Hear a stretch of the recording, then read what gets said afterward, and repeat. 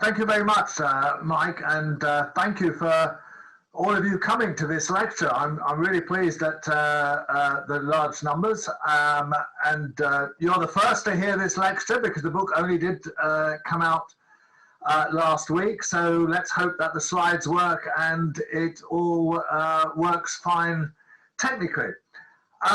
Cathedrals of Steam. Why did I write this book? Well, some of you may know I've written a series of 8 history books for this present publisher, Atlantic Books, which started with Fire and Steam, which was the history of Britain's railways. Sorry, it started with the Subterranean Railway, which was the history of the London Underground, then went to Britain's railways, and I've done American railways, Trans-Siberian, Railways and War, and all of which you can see on my website and get hold of. And most recently, before this, I did Railways and the Raj, which is the story of Indian railways, which is another great story.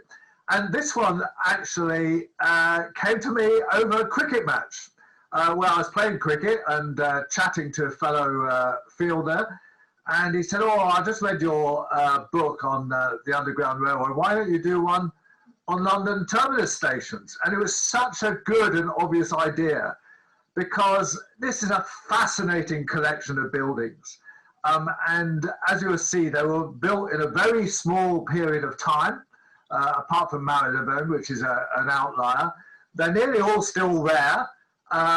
Some of them have been refurbished very well by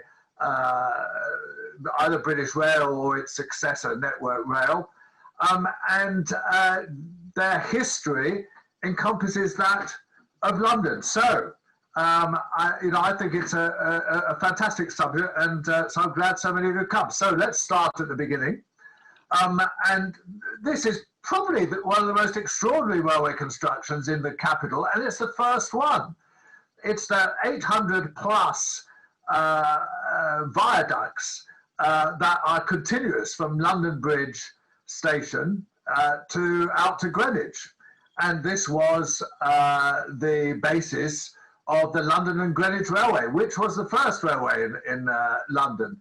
Note that this was later than the railways in the north, like the Liverpool and Manchester. It was several years, 7 years after that, because the railways originated in the north, where the industrialization had taken place and where much of the money was at the time. But a group of London entrepreneurs, with some help from Northern money, got together and did something which is totally different from the existing railways. The existing railway being the Liverpool and Manchester, London and Birmingham and so on, which was being built at the time. And they built a suburban railway, which was quite innovative, given that at the time there really wasn't much commuting. People essentially walked to their place of work, or occasionally might have gone with a horse and cart or whatever, but really there was no other kind of way of getting around. And so it was a rather brave decision to build a railway. They built a footpath on the side of it, in case people didn't want to use the railway but prefer to use a footpath.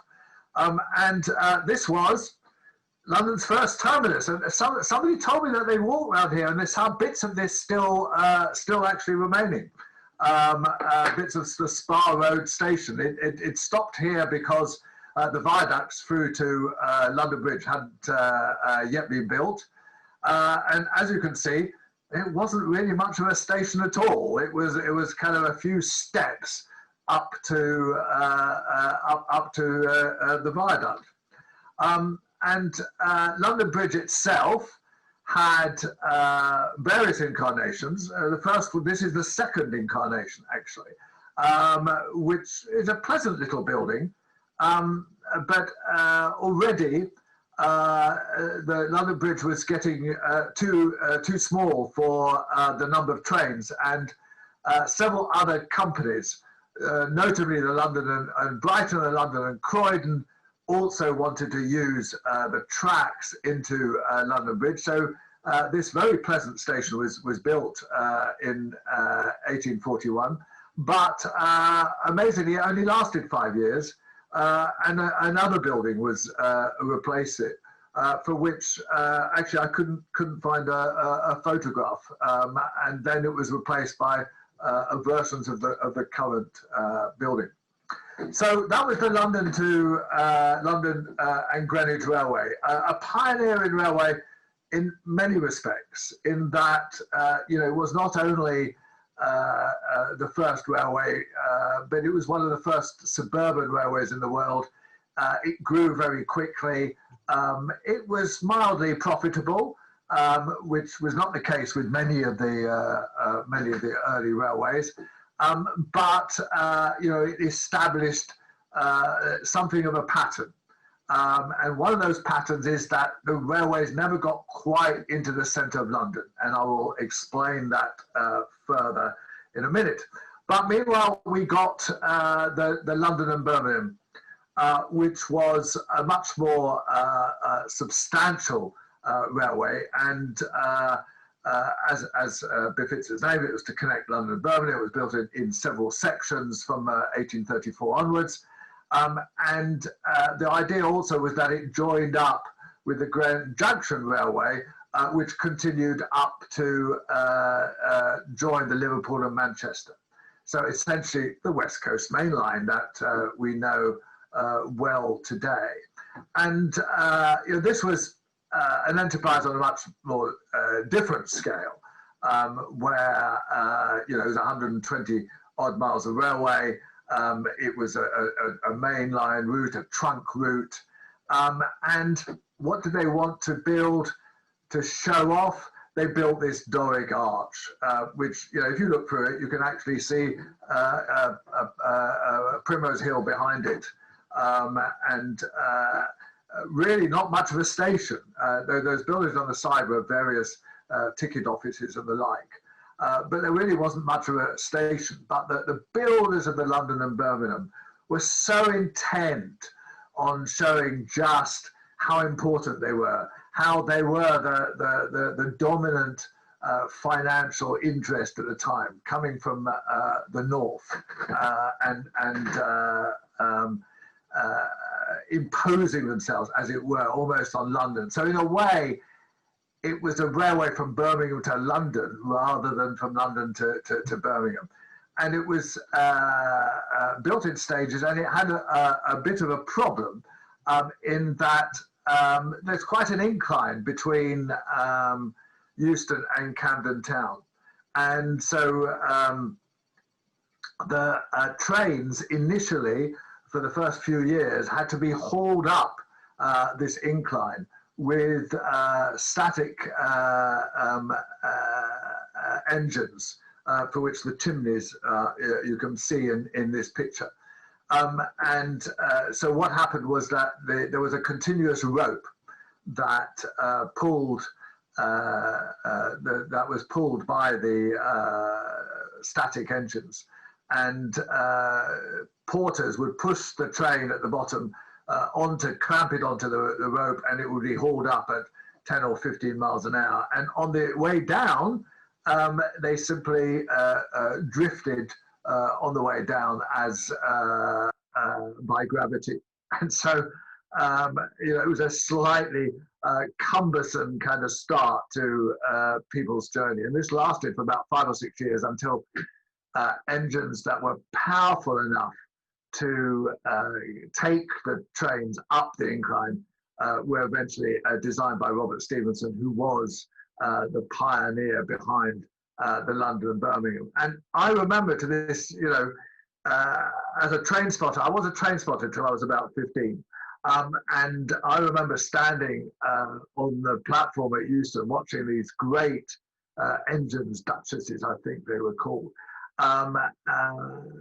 stutter as they pull out in the wet weather. They would, their wheels would skid as they kind of tried to get a grip going up the incline towards Camden Town. So it was something that caused problems for the railway right through to the days of the end of the days of steam in the 1960s. And this I show because it was an important it was an important tunnel, the Primrose Tunnel, just north of Camden Town. And I show it because it was one of the difficulties that the railway companies had to put up with. They weren't allowed, they could easily have actually gone over the land here, but fortunately they didn't, because you know, it's down the tunnel and there's housing built on top of it, and Adelaide Road is actually partly on top of this.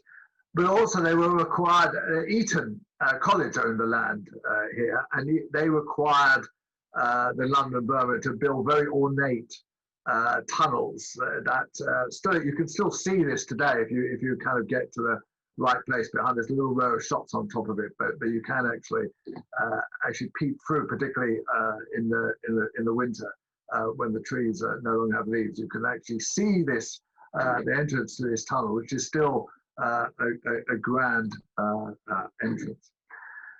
And Euston quickly built up, as well as the Doric Arch, built up this fantastic hall where people waited until they were invited up to through that door at the end to go to the trains. So it was a kind of a magnificent waiting room, and along with the Doric Arch and the boardroom above this as well, which is another wonderful building. It was demolished in 1960s to make way for the current Euston, which I will show you a picture of towards the end, and really was what stimulated John Betjeman, who figures largely in my story, to battle to save nearby St Pancras and to get a good deal for Liverpool Street, both of which he managed to achieve. But again, this is all part of railway companies showing how they were the great companies of the age. And note that, you know, the railway companies were, for a while, the London North Western, which is what the London Birmingham became, was the largest company, not just in Britain, but in the world, when it was at its heyday in the sort of 1870s, 80s. And then something interesting happened, which is very rare in the history of the railways, which is that there was a bit of planning went on. Now you might wonder, or you might well have wondered, why are all London stations out on this Circle Line? The Circle Line was not actually built till completed till 1884. The first bit of it was built in 1863. The bit between Paddington and Farringdon, which is the earliest bit of it. And you might wonder why was there not a central London station? Why was there not a station, you know, right in the middle of what is now Zone 1? Well, there were ideas for it. You know, there were plans to have one at Farringdon, which would have been the German equivalent of a Hauptbahnhof. In other words, a station leading in all directions, serving kind of all the various railway companies. But we got a rare intervention on behalf of Parliament by this Metropolitan Commission on London Termini, which, despite very strong arguments by the railway companies that they really wanted to build right into the centre of London, and to ensure that they could you know, be as near to particularly the West End and the city as possible, and their potential markets. But the Commission turned them down and basically said, we see the advantages of doing this, but it would require far too much demolition. It would require you know, too much upheaval, and therefore the railways, with some exceptions, which I will come to later on, with some exceptions, essentially had to were defined by this zone, essentially, which was Park Lane on one side, which was essentially kind of a congestion charge zone, pretty much. The city boundary at the other side, just south of the river on one side, and what was then called the New Road, which was London's first bypass, which is Euston Road, Marylebone Road, and that's why we have these stations dotted around it. And fortunately, one of the requirements of the commission was, again, a rare bit of planning to ensure that these stations were linked by what later became the Circle Line, but was called the Metropolitan Railway at the time.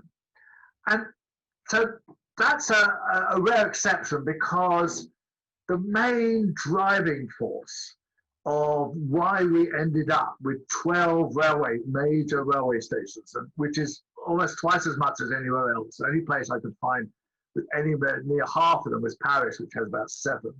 And Mumbai has 5, and nowhere else really has more than 3 or 4, or even at the heyday had more than that. But we have 12. And this defines competition so well. This is obviously King's Cross, right in its early days, and built by the Great Northern Railway. And as an aside, a lot of clutter in front of it. This is the early clutter that was in front of it, the late 19th century clutter. And later on, there was kind of 1960s clutter in front of it. And one of the wonderful things about the recent development stations is that the clutter has all been removed. This is called the African village for some reason. I think as a kind of slightly racist kind of notion that, you know, something that is messy as this must come from Africa. And it has now all wonderfully been cleared out. And sorry, a rare picture in advance. Most of the pictures, the modern pictures, are much later in my lecture. But I just thought I'd show you this just to contrast it with the sort of mess that existed for most of King's Cross's existence. And I make no bones about this. This is my favourite station. We can argue later about why, who likes what station, whatever. But I think, as 1852, this is absolutely a magnificent, simple, functional, classical line, that a building that has no peer amongst all the others. And look at the complexity behind it, where this is the bottom is the route that connects with the underground. The above is the main line out of the out towards the north, and with the road above. And so it was incredibly cramped. And one of the problems of all these stations on the new road is what to do about the canal that was just north of the new road. You know, what could you then would you go over it, or would you go under it? King's Cross went under it. St Pancras went over it. Again, I think just because one did one thing and one did the other. So St Pancras, built 16 years later by the Midland Railway, is of course one of the most famous stations in the world. It has really 2 different parts, the amazing kind of Gothic frontage, and Barlow's train shed, which you can see here at the back. You know, pretty much as it is today. And why did the Midland Railway build it? Because they originally used King's Cross for their trains from Derby and Sheffield and Lincoln and the likes, and the Great Northern treated them badly. They needed their own station, and they weren't going to build some little kind of tiny station. They were going to build something grander. And indeed, famously, the clock apparently always showed a different time from the clock on the King's Cross, just because they wanted to show their rivalry. And this is an astonishing building. This is the kind of temporary wooden structure that was used to build the shed at the back. In fact, there were 2 of these structures eventually were eventually built. It took 2 or 3 years. The shed of the railway at the back was built actually before the hotel was completed in the front. But you know, it's still an extraordinary building to have managed to erect so long. At the time, it was the longest kind of human-made arch in the world. And again, this is during the refurbishment for its current use as a Eurostar station. But you know, that takes some building, some beating as an extraordinary building. I mean, just absolutely astonishing. And below, there were, of course, all these arches that were built to a certain size to allow the barrels of beer that were imported largely from the East Midlands, from Burton and the likes. And that was a key part of the business. And so it was the width of the barrel that determined how the size of the arches. No, these support, you know, these arches support the platform above and the roof itself as well, which has no middle supporting section at all. So I mean, it is you know, incredible integrated structure that really you could see into three sections. These arches below the main kind of engine shed, and then the magnificent hotel, which has been refurbished at the front. There isn't usually a harp there, by the way. I think they put that in for the picture. And there's a fantastic job of refurbishing. It was lots of these, as I'll explain later, lots of these stations had hotels. And for a while they did flourish, and these were the luxury hotels of the time, and influenced hotel building kind of everywhere as kind of you know, what hotels should be like. You know, they were the deluxe hotels of the age, but declined severely in the post First World War period, and St Pancras in particular suffered badly at the time. So over a bit to the west, we get really what is the first cathedral in that. Remember, this is before St Pancras. I jump around chronologically a bit to try and make more the story of the themes in the book, rather than just doing it station by station. And you know, this is a deliberate cathedral based on Paxton's Crystal Palace, which was built for the Great Exhibition just a few years before, and partly designed by Brunel, though he did have an architect to help him. But I must say the idea of working with Brunel could not have been easy for the architect, given the strength of his personality, and he kind of really determined much of the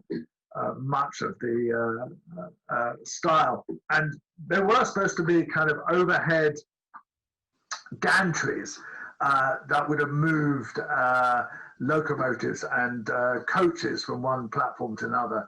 And that's why these platforms are actually so big, which you can still notice today. Some of the platforms are particularly wide, particularly between the platforms 8 and 9, I think it is. But they were never put into use.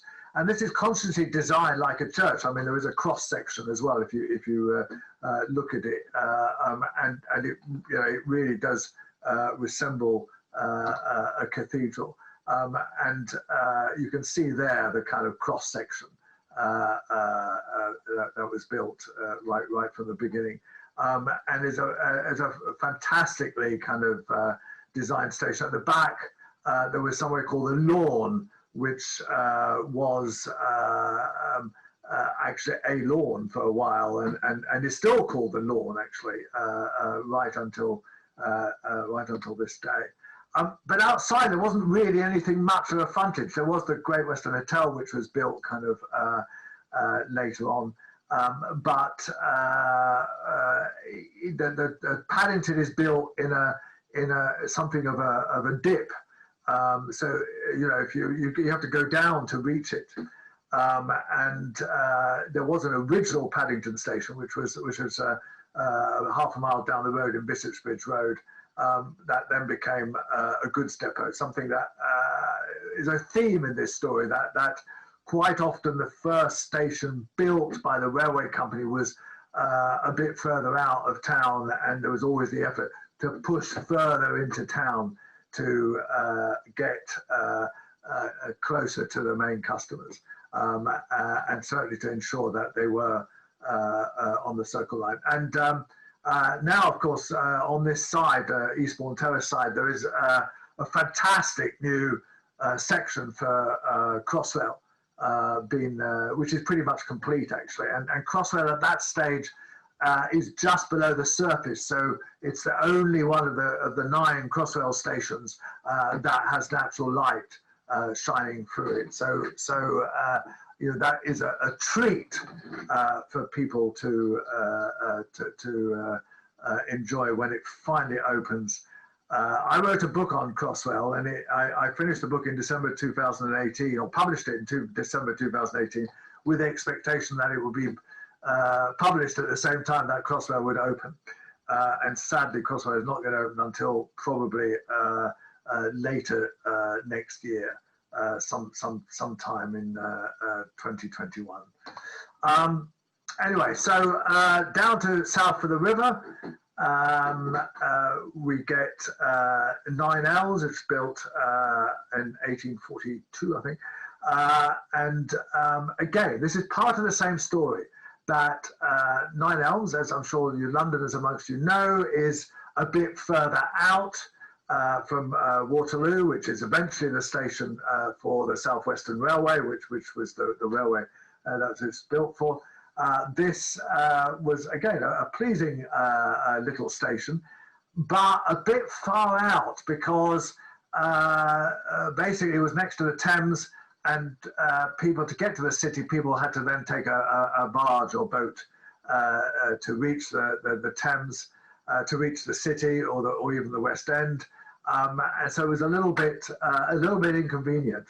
But again, this was an important railway in that, again, it was more of a, initially the idea was the London and Southampton Railway, which is what the company that built it. But it really became a Surrey suburban railway very quickly, and there were lots of stations on the line. Unlike some other main lines, like the London Birmingham had no station until Hornsey, and then no station for another few miles after that. Whereas here they had lots of stations, and it quickly became a very busy suburban railway, which also served Epsom for the Derby. Although the railway company, when the railway opened, the railway company rather misled people to suggesting that it was, you know, you could reach Epsom really easily from the rail line, whereas it actually at the time still a few miles walk.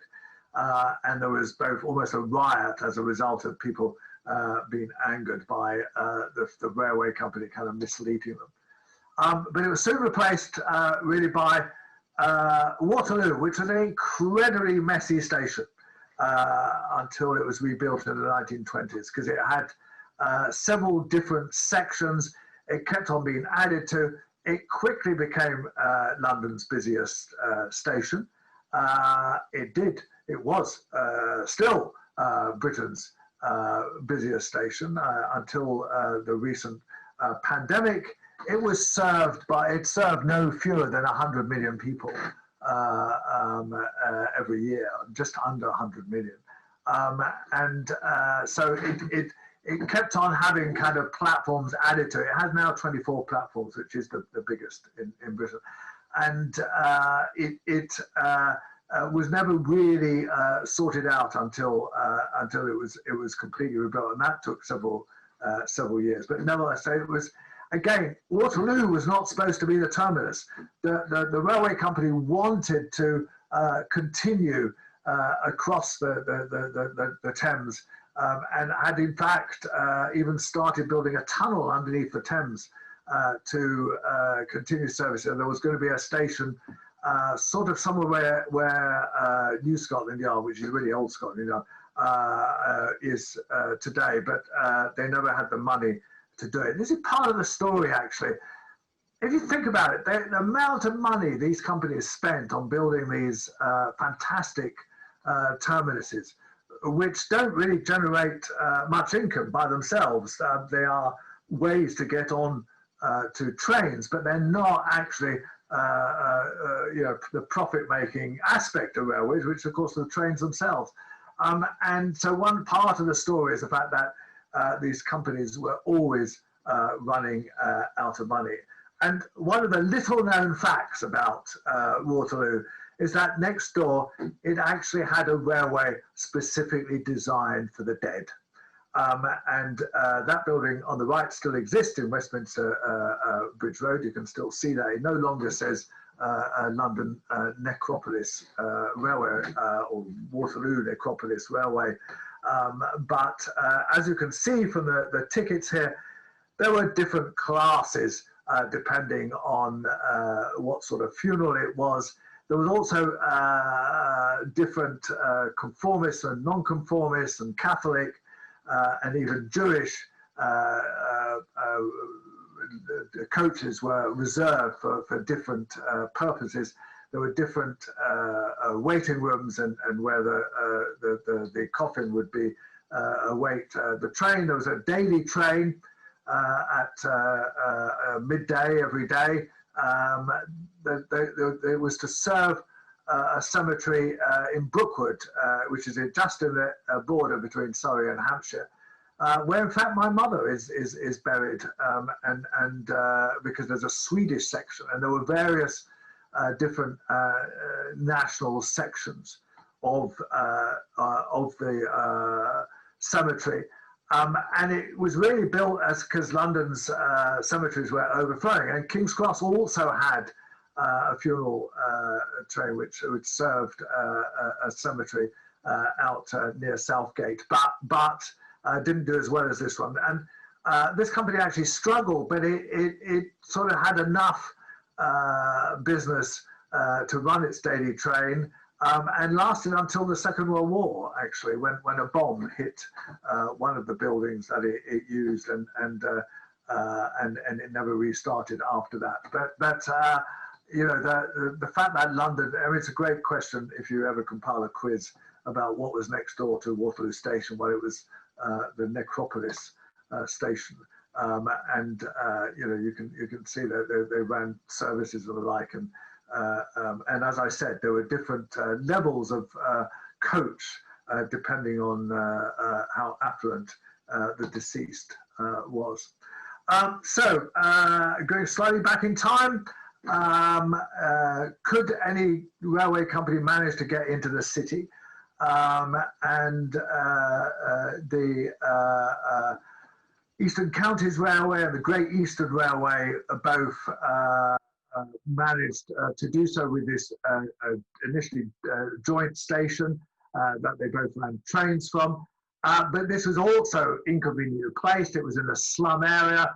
It was a bit too far out for the city. It involved kind of 3/4 mile walk through fairly unpleasant area, but was quite quickly a busy station with people, with commuting beginning to become a habit of the working classes, certainly, and actually the middle classes too.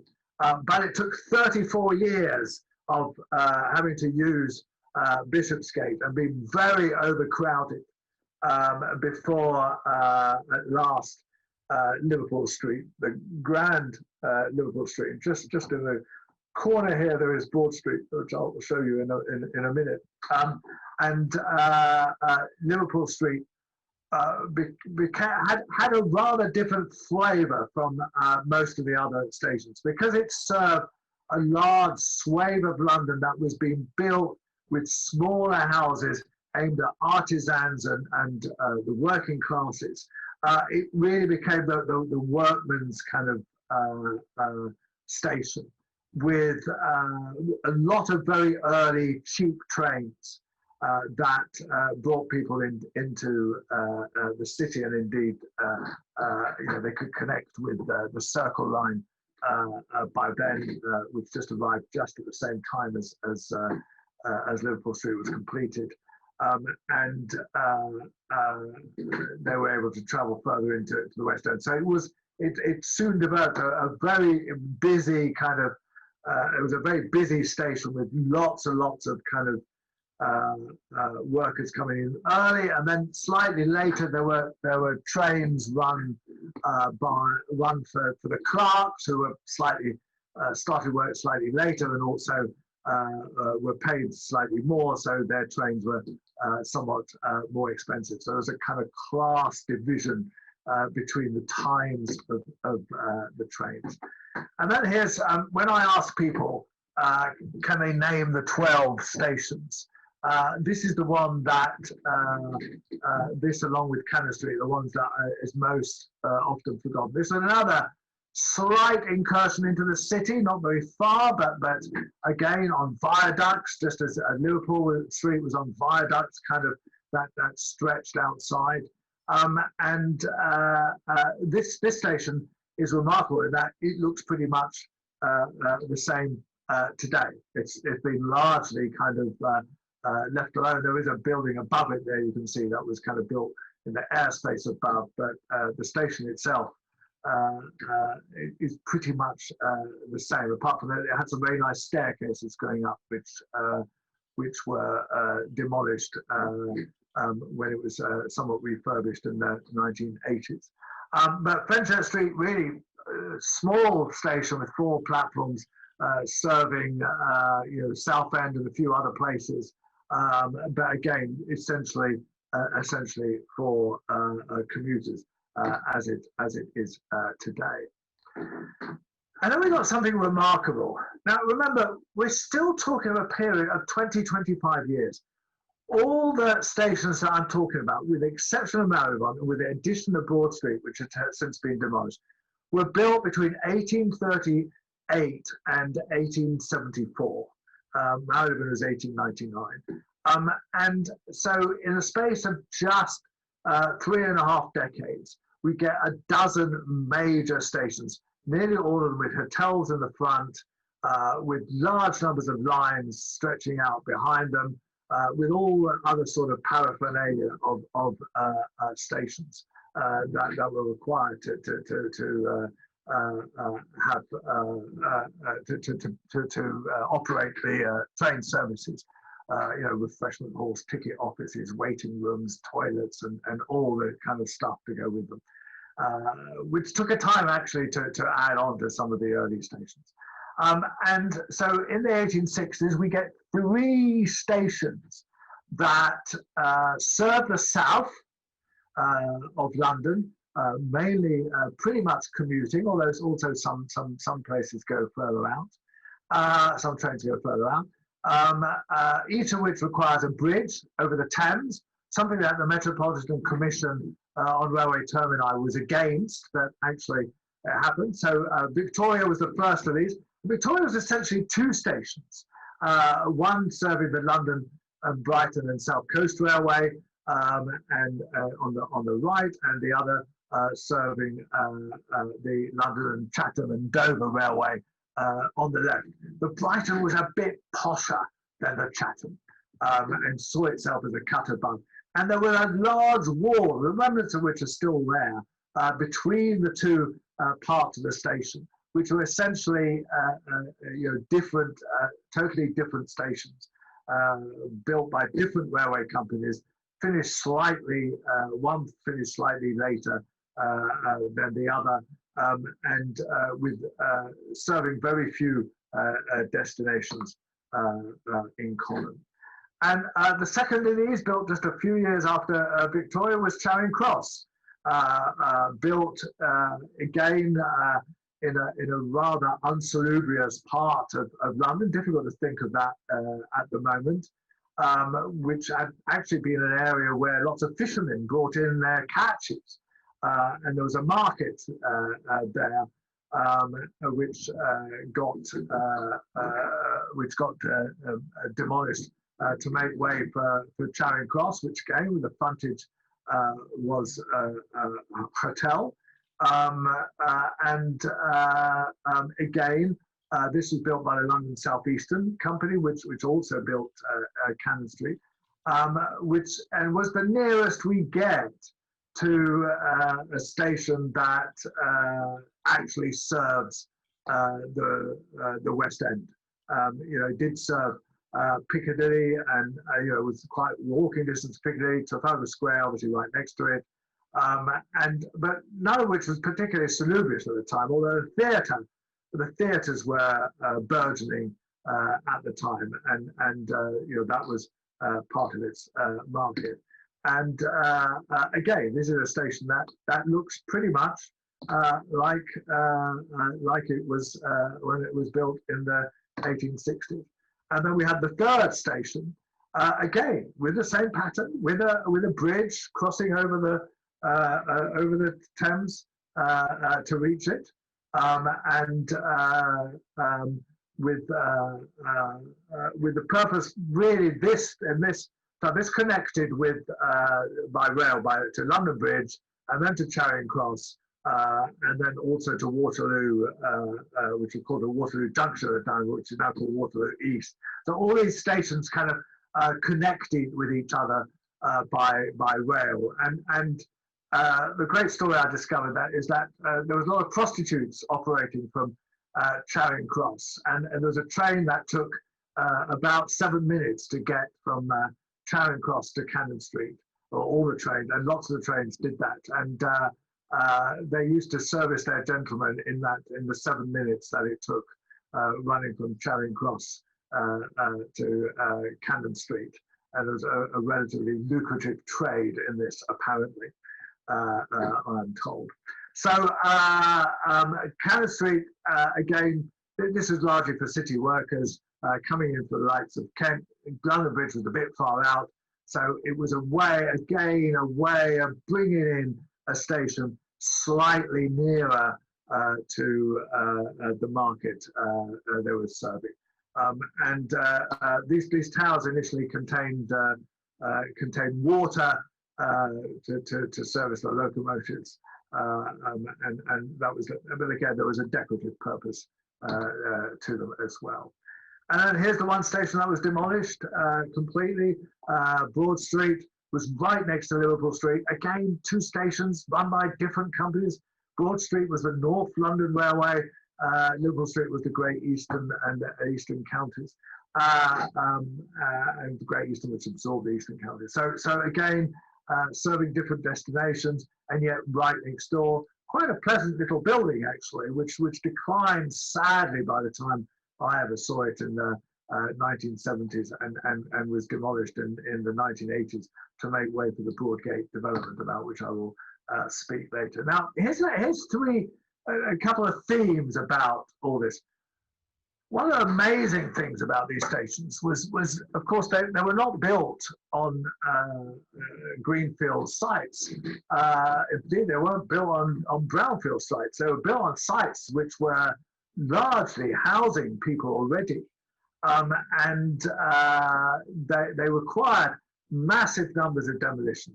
In some cases, 5,000 or 10,000 people were displaced, living in very poor conditions, and with virtually no compensation initially. Although throughout the 19th century, we get a series of acts that require greater amounts of compensation and some thought being given at least to the people being displaced. But in the early days, the London Bridge and the likes, really there was just a week's notice, maybe a couple of quid, and so the areas around the station suffered from this because people didn't necessarily leave very much. They kind of doubled up with people in the remaining houses and so on. And of course, the railway companies presented this as slum clearance, as saying, well, we're doing London a favour. And some of the landowners were very grateful to get rid of these kind of poor houses, to get the railway company buying their land, and to any spare land they could build kind of better houses. So it was, but to pretend that they were doing it for beneficial reasons is really kind of completely dishonest. This was the sort of back-to-back housing that was demolished as a result. Another aspect of this is that next to most of these stations, or near most of these stations, or somewhere on the line of these stations, there were huge goods depots. Absolutely massive amounts, because all these nearly all these lines carried freight into London, which then had to be dispersed largely by cart and horse. And the best example of this is King's Cross, where, of course, all of this is now gone. The railways are gone, but all this was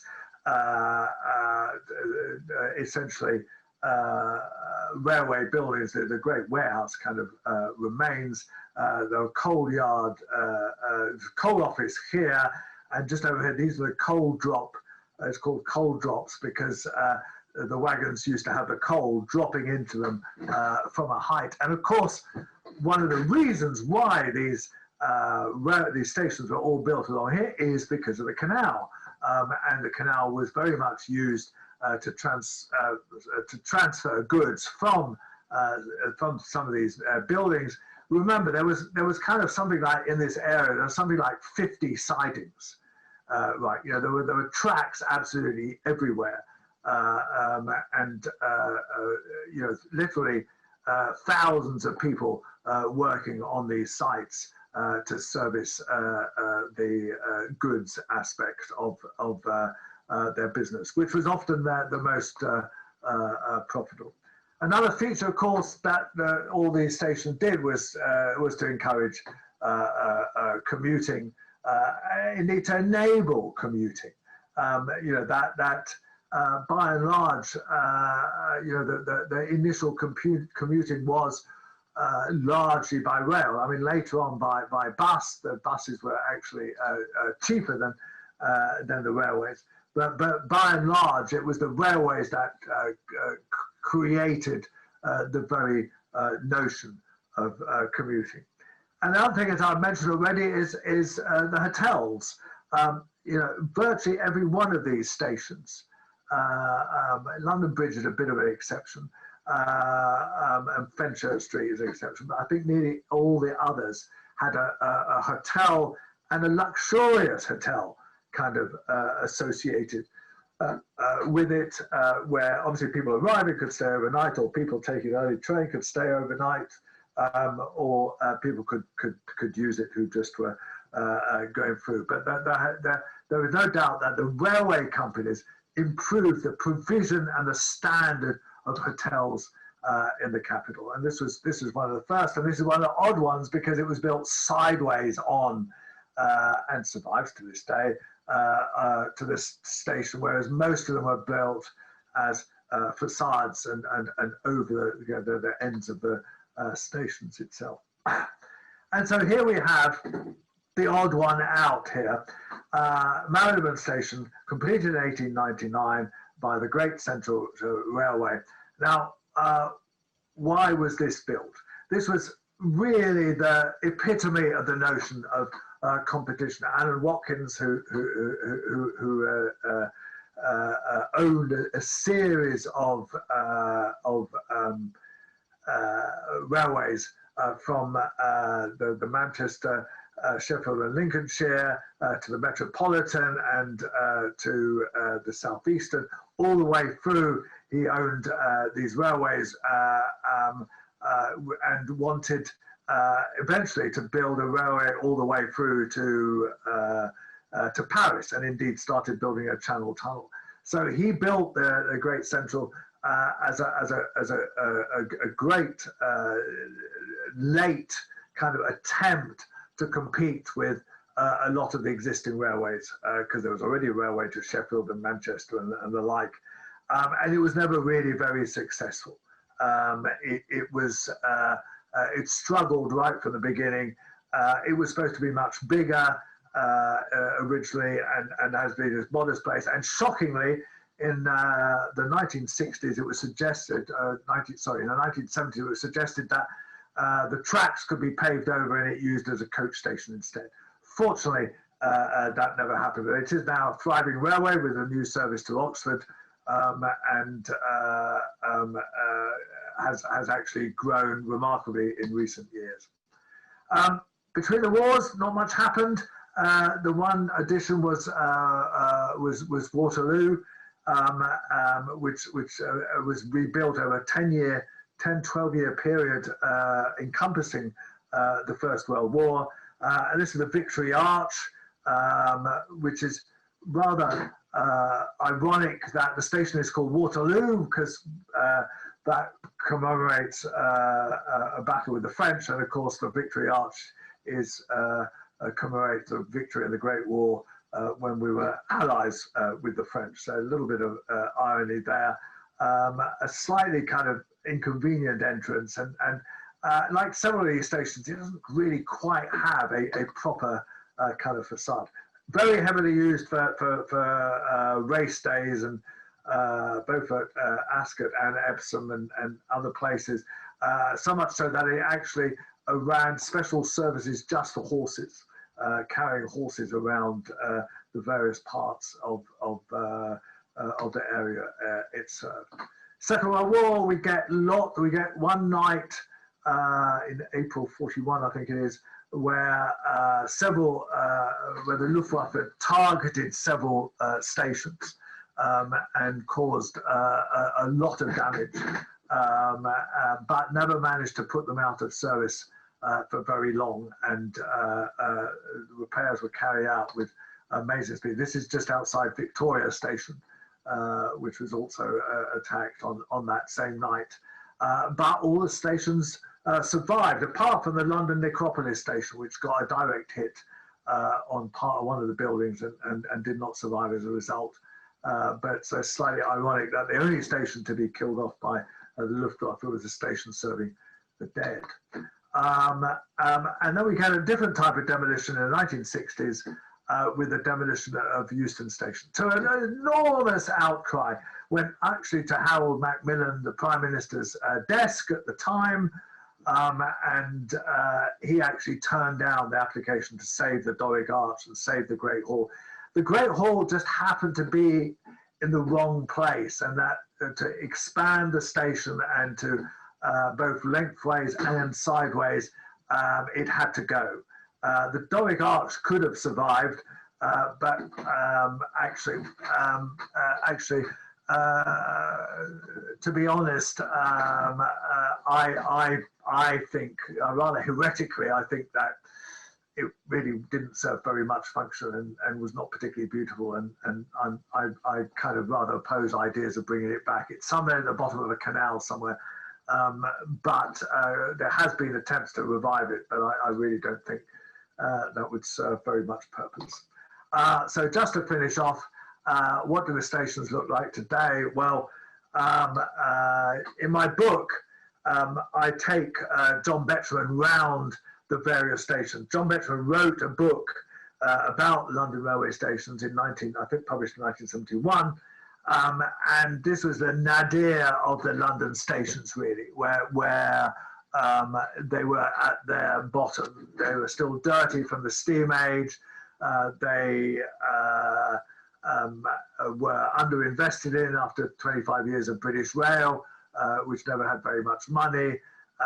They were sad places indeed. But when I take him round, metaphorically, of course, in the last chapter of my book, most of the news is good news. Euston, of course, he hated, and you know, my friend took this picture in the middle of the first lockdown, and I think it shows the sheer banality of the station. But thanks to Betjeman, thanks to his campaigning, we get a whole bunch of stations that merge the old with the new in an absolutely fantastic way. And Liverpool Street is a great example of this. The refurbishment was paid by the office block built behind it next door, Broadgate.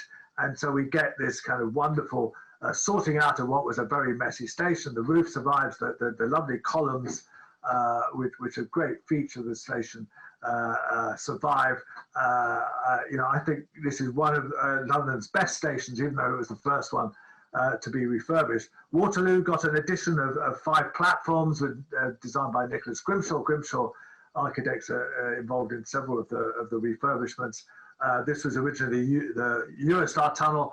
It stayed empty for about 10 years after Eurostar left, but fortunately is now in use for suburban services. And Waterloo, as I said, was rebuilt in the 1920s. This is the pièce de résistance.